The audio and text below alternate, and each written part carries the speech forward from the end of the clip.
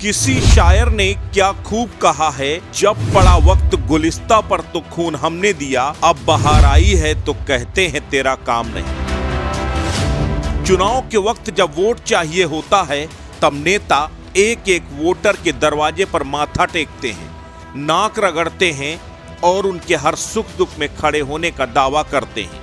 लेकिन चुनाव जीतने के बाद कैसे मुंह मोड़ लिया जाता है, उन्नाव का एक पीड़ित परिवार इसकी सबसे बड़ी वानगी है।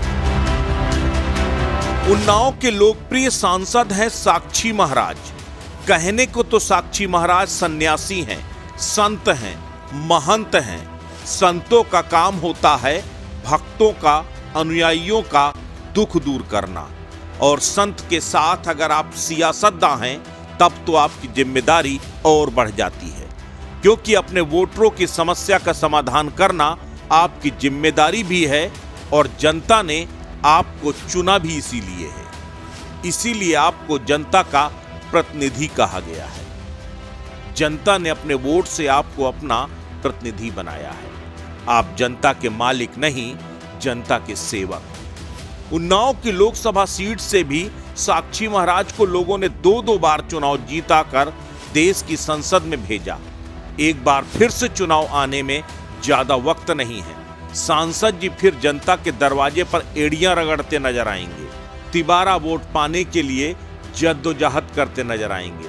लेकिन जरा सांसद जी का जनता के प्रति व्यवहार देख लीजिए, आपको समझ में आ जाएगा उन्नाव की जनता ने कितना काबिल सांसद चुना है, जो उन्नाव के अपने वोटरों की समस्याओं को लेकर कितना फिक्रमंद है। पहले आपको एक ऑडियो सुनाते हैं, फिर आपको पूरी कहानी समझाते हैं। हेलो महाराज जी, प्रणाम। कौन? मैं उन्नाव जिला से बोल रहा हूँ, काशीराम कॉलोनी से मुकेश। सर, अभी जो नई सपा मंत्री फतेह बहादुर सिंह के लड़के अशोक सिंह रजोल सिंह ने नहीं हमारी लड़की को मार के अपने दिव्यांग आश्रम में गाड़ दिया था, वो हमारी लड़की थी महाराज जी। तो उस समय जिलाधिकारी ने हमें आश्वासन दिया था कि 25 लाख रुपए दिया जाएगा, लड़के को सरकारी नौकरी दी जाएगी, पक्का आवास दिया जाएगा। सर, उसमें से हमें कुछ नहीं मिला अभी तक के, और जिलाधिकारी उल्टा रिपोर्ट वहाँ पे लगा दिए हैं मुख्यमंत्री के यहाँ कि इनको 8 लाख रुपया दिया जा चुका है। सर, हम बहुत परेशान हैं। सदर में मिलता है ना जी, ये सदर में विधायक तो तुम्हारे ये है ना पंकज जी, जा चुके हैं पंकज जी के पास 4-5 बार सर जा चुके हो, कोई सुनवाई नहीं कर रहे हैं महाराज। हम बहुत परेशान हैं। अब हम आपके घर पे आएंगे, वहीं पे मर जाएंगे, जो कुछ करना होगा कर लेंगे। हम बहुत परेशान। हमारे यहाँ कहा है तो मरोगे, डीएम के यहाँ मरो ना। आश्वासन हमने दिया था, डीएम ने दिया था। डीएम साहब कुछ सुनवाई नहीं कर रहे, जिसके पास जाता हूँ डीएम के यहाँ मरो जाके। इस आवाज को तो आप पहचान ही गए होंगे। ये आवाज आपने प्रवचन से लेकर पब्लिक मीटिंग तक खूब सुनी होगी। ये है उन्नाव के तारणहार, ये उन्नाव के स्वनामधन्य जनप्रतिनिधि सांसद साक्षी महाराज है, जो कह रहे हैं कि अगर मरना ही है तो डीएम के दरवाजे पर जाकर मरो। मैंने थोड़ो ना तुमसे वादा किया था, जिसने वादा किया था उसके दरवाजे पर मरो। तो पीड़ित परिवार को न्याय दिलाने, उन्हें मदद दिलाने का बढ़िया रास्ता दिखा रहे हैं सांसद जी। कह रहे हैं जाओ मर जाओ, लेकिन मेरे दरवाजे पर नहीं बल्कि डीएम के दरवाजे पर। दरअसल उन्नाव की सदर कोतवाली क्षेत्र के कांसीराम कॉलोनी का रहने वाला एक पीड़ित परिवार पिछले 1 साल से न्याय के लिए भटक रहा है। पिछले वर्ष 10 फरवरी 2022 को पूर्व सपा मंत्री फतेह बहादुर सिंह के आश्रम में उसकी बेटी की हत्या कर जमीन में दफन शव बरामद किया गया था। मृतका के परिजनों की तहरीर पर सदर कोतवाली में मंत्री के बेटे रजोल सिंह, अशोक सिंह, आश्रम के पंडित समेत अन्य लोगों पर मुकदमा दर्ज किया गया था। मामले में अभी भी आरोपी जेल में बंद हैं। उस दरमियान जिला प्रशासन ने परिवार को 25 लाख रुपए मुआवजा, सरकारी नौकरी, पक्का आवास देने का आश्वासन दिया, लेकिन 1 साल पूरे होने को हैं, कोई भी मांगे पूरी नहीं हुई। न्याय पाने के लिए पीड़ित पिता डीएम से लेकर सदर विधायक के आवास के कई चक्कर काट चुका, लेकिन जब कोई सुनवाई नहीं हुई तब वो परेशान होकर पीड़ित ने सांसद साक्षी महाराज को फोन मिलाकर उनसे इंसाफ मांगा।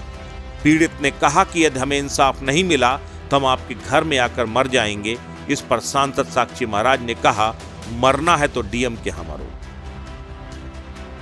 जी, कल आपका एक वीडियो ऑडियो वायरल हो रहा था जिसमें आप साक्षी महाराज से बात कर रहे थे, क्या पूरा मामला हकीकत बताइए आप। मामला ये है कि सुबह हमें फ़ोन आया था 1076 से, मुख्यमंत्री हेल्पलाइन से। वहाँ से मुझे पता चला कि जो जिलाधिकारी ने आश्वासन दिया था कि 25 लाख रुपया दिया जाएगा, लड़के को सरकारी नौकरी दी जाएगी, पक्का आवास दिया जाएगा, उसके विषय में जिलाधिकारी ने रिपोर्ट लगाई है कि 25 लाख रुपए में से 8 लाख रुपया हम दे चुके हैं। ये रिपोर्ट जिलाधिकारी ने गलत लगाई है, हमें एक भी रुपया अभी तक मिला नहीं है। जिलाधिकारी जी का नाम क्या था? अपूर्वा दुबे। उन्होंने रिपोर्ट लगाई है? 3 तारीख पहला महीना को रिपोर्ट लगाई है उन्होंने। अच्छा, फिर उसके बाद आपने क्या किया?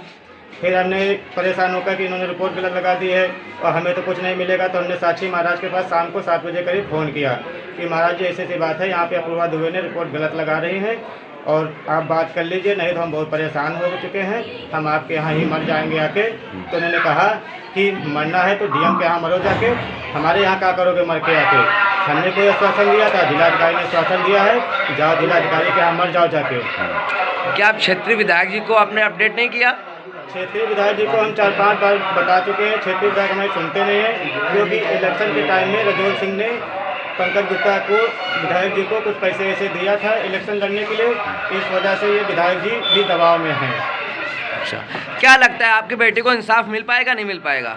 हमें तो नहीं लगता कि अब इंसाफ मिल पाएगा, क्योंकि जब अधिकारी सब लोग ऐसा कर रहे हैं। 15 दिन से एसपी साहब के पास अपनी सुरक्षा के लिए दौड़ रहा हूँ कि हमारी सुरक्षा जो कम कर दी गई है बढ़ा दी जाए। उन्होंने तो कल कह दिया था ठीक है, पुलिसकर्मी जो कम किया गया था तो बढ़ा दिया जाएगा कल से। अब कोतवाल साहब ने यहाँ पे पीआरडी लगा दिया है, अब क्या पीआरडी हमारी सुरक्षा कर सकती है? कितने पुलिस तैनात है आपके समय? इस समय हमारे घर पे 2 लोग लगते हैं, पहले 3 लोग लगते थे सत्ताधारी, अब 2 कर दिए गए थे। कल से एसपी साहब ने कहा था कि 3 लोग पूरे कर दिए जाएंगे, लेकिन पूरी किए गए तो पीआरडी खाली खाता पूर्ति करी जा रही है। अगर आपके पास 10 क्षेत्र से कॉल आई थी मुख्यमंत्री जी के यहाँ से, तो क्या आप उस कार्य से संतुष्ट है नहीं है, ये बताइए। नहीं, हम उस कार्य से संतुष्ट नहीं है, ये रिपोर्ट गलत लगाई गई है। हमें एससी एक्ट का पैसा मिला था, हमें प्रशासन की तरफ से जो आश्वासन दिया गया था उसमें 1 भी रुपये अभी तक नहीं मिला है, ना ही मुझे आवास मिला है। आपका अगला स्टेप क्या होगा? अगला स्टेप हमारा यही है कि अगर हमारी जल्दी सुनाई नहीं हो रही है तो हम डिप्टी सीएम के यहाँ आत्मदाह करने 25 तारीख को जा रहे हैं। कहाँ पे? ब्रजेश पाठक के यहाँ। क्या लगता है आपको इंसाफ मिल जाएगा? अब न मिलेगा तो मर जाएंगे, 2 बातें होंगी। अब सांसद जी, शायद आप भूल गए हैं कि एक बार फिर आपको इन्हीं लोगों के पास वोट मांगने के लिए हाथ जोड़कर जाना होगा। और अगर उस वक्त आपको किसी ने पलट कर जवाब दे दिया कि हम तो डीएम के यहाँ जाकर मर जाएंगे, लेकिन आप कहाँ जाएंगे, तो आप सोचिए आपके दिल पर क्या गुजरेगा। समाचार स्टेट के लिए उन्नाव से मोना पांडे की रिपोर्ट।